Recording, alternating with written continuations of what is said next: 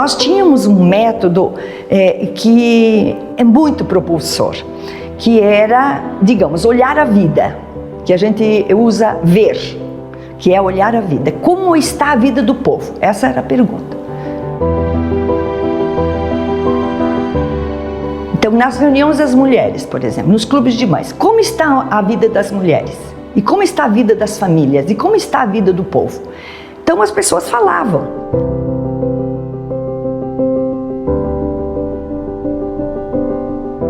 Quem fala é Dalila Pedrini, assistente social que viveu intensamente o período das comunidades eclesiais de base, as SEBs, nos anos 1970-1980. Em especial, as que se formaram em Embu das Artes, região metropolitana de São Paulo. Ela explica sobre a metodologia usada nos encontros, simples e, por isso mesmo, revolucionária.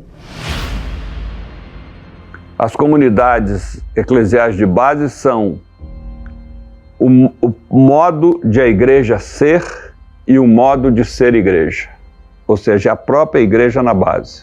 E como elas adotam o método ver, julgar e agir, e também, muitas vezes, sem nunca ter ouvido falar em Paulo Freire, a metodologia do Paulo Freire, elas são indutivas, se tornaram um núcleo de profunda conscientização e organização do povo. A análise é de Frei Beto, jornalista e escritor, um dos maiores conhecedores das comunidades eclesiais de base do país. Exemplo, 15 pessoas numa reunião de comunidade de base no quintal da Dona Maria. Dona Maria, que é a coordenadora, fala, vamos aqui contar da última reunião para cá, que pode ter acontecido há 15 dias, há um mês, o que aconteceu na vida de cada um de nós, na família, no bairro e no trabalho.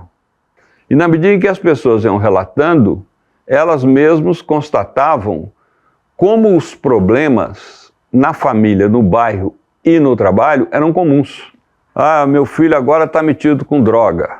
Ah, meu filho descobri que ele mente que vai para aula, não vai para aula, fica lá com a turma dele no bar. O pessoal começa, no bairro, o problema da água não resolve, o problema do transporte, o problema da creche. E no trabalho, o problema do salário, a alimentação está ruim. Sônia Azevedo, hoje assistente social, fazia parte do grupo de jovens das SEBs e vivenciou o método ver, julgar e agir. Então a gente começou a se perceber enquanto cidadãos de direitos, né, dentro daquele método ver, julgar e agir do Jorge Boran, era assim que ele trazia o evangelho para a gente. A gente ouvia a palavra, né, refletia em cima da palavra, né, de tudo aquilo, e daí a gente partia para a prática, né? Então, ele dizia, então, e o que Jesus quer? O que nós precisamos fazer para que nós possamos ter essa vida e vida em abundância, né? E aí, então, a gente falou, não, a gente tem que se mexer, né? E como que a gente vai fazer isso, né?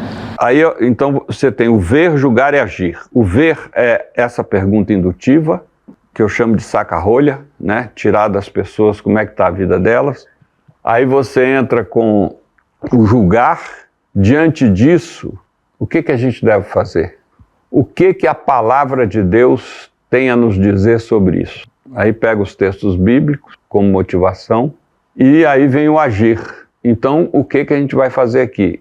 E as comunidades, então, começaram a criar no Brasil inteiro movimentos populares. Padre Eduardo McKettrick, religioso irlandês, que junto com seu conterrâneo, Padre Jaime Crowley, liderou as SEBs de Embu das Artes, lembra a importância do método no dia a dia.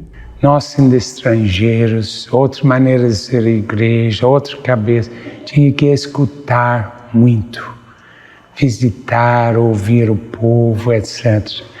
E então os dois padres vão mandar, não. Então juntamos as irmãs, leigos, e toda terça-feira havia uma reunião de 2 horas a 3 horas, onde todas as coisas foram discutidas. Isso criava uma união, uma comunhão de muita força, uma voz muito alta, uma voz profética muito alta. Cada passo do método ver, julgar e agir era realizado cotidianamente nas reuniões entre jovens, com mulheres, nas pastorais operárias e demais encontros. Dalila Pedrini nos ajuda a entender. O povo brasileiro, o empobrecido de modo geral, não é silencioso, foi silenciado, historicamente silenciado.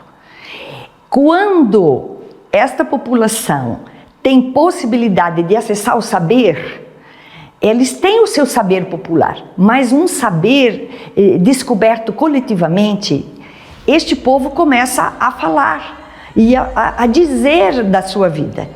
Então nós oferecíamos para a população elementos de análise, e estes elementos de análise possibilitavam que as pessoas fizessem uma relação entre a vida e aquela reflexão. Nós perguntávamos em seguida, as próprias pessoas perguntavam, sim, diante disso, o que vamos fazer? O quê? Então começava-se a pensar o que fazer.